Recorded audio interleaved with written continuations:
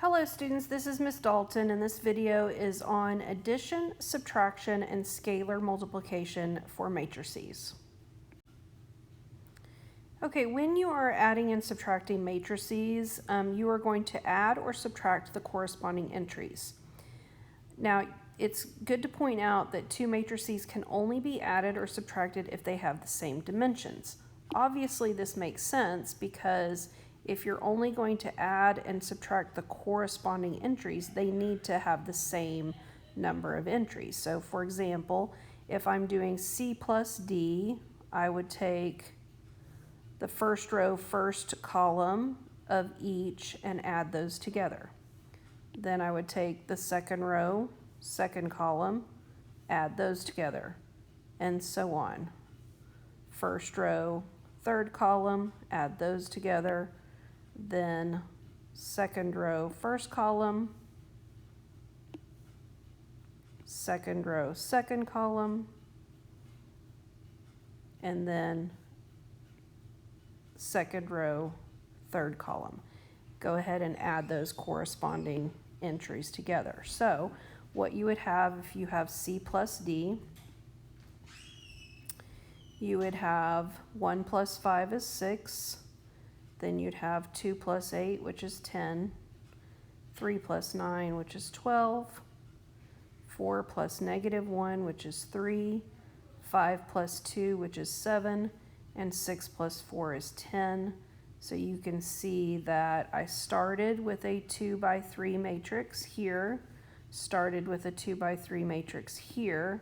They are the same dimension, so my final C plus D should also be the same dimensions. When you're subtracting, you're also going to take the corresponding entries, but this time we're going to subtract them. So if I do 1 minus 5, that's going to give me -4. Then if I do 2 minus 8, that's going to give me -6. And so you have to be very careful that you are actually subtracting. So 3 minus 9 would also give you -6. Then 4 minus a -1. So I'm going to write that over here. 4 minus a -1. That's going to turn into a positive, and so that's going to be 5. Then 5 minus 2 is 3. And then last but not least, 6 minus 4 is 2. So that would be my matrix of C minus D. Okay, scalar multiplication. Scalar multiplication just means that you're going to have something on the outside that's going to get multiplied by the whole matrix. This is much like distribution. You're just going to distribute the number or variable times everything inside the matrix. So if I'm trying to find 5 times C, what that's going to be is 5 times everything in the matrix. So you're just going to distribute it all the way through this matrix. Okay, so let's go ahead and do that. So 5 times 1 is 5, 5 times 2 is 10, 5 times 3 is 15, 5 times 4 is 20, 5 times 5 is 25, 5 times 6 is 30. So this would be the matrix that is 5 times C. If there are multiple steps in a problem, you need to follow the order of operations, which is multiply before you add or subtract. So in this particular problem, I want to find 2 times C minus 3D. So I'm going to take 2 times C, and then I'm going to subtract 3 times D. So let's go ahead and write down what the scalar multiplication is of each of these. So if I multiply that c times 2, I would now have 2, 4, 6, 8, 10, 12. And then I'm going to subtract 3 times d, so multiply everything times 3.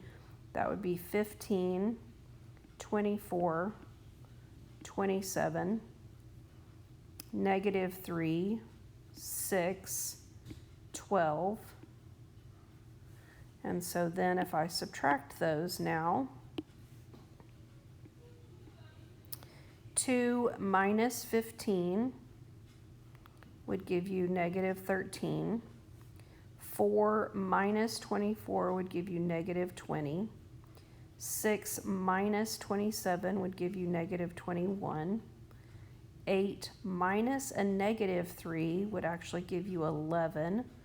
Again, we're going to have to do 8 minus a negative 3, which would become plus, and that would be 11.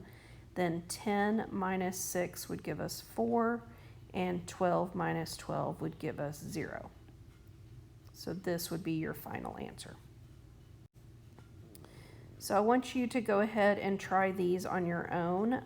You're going to do a plus e, then you're going to do e minus a, 3e minus 2a, 2a minus 3e, 3a plus c, 3c minus 2e. So take a second and do those on your paper, and then when you're ready to check your answers, go ahead and press play. Okay, go ahead and check your answers. One thing that I do want to point out is if you look at these right here, so if I look at 3e minus 2a, and then notice that I just did the opposite here, 2a minus 3e, hopefully you'll recognize that the answer are just opposites of one another, okay? And so that kind of goes along with, you know, commutative subtraction, that they will just be opposites. Then I also want to point out that number 5 and number 6, you can't add or subtract those together because they have different dimensions. So you always want to, you know, look at that. If the dimensions don't match, then you can't add or subtract them up. All right, so that's it for this video. When you come to class, we will have an assignment to work on.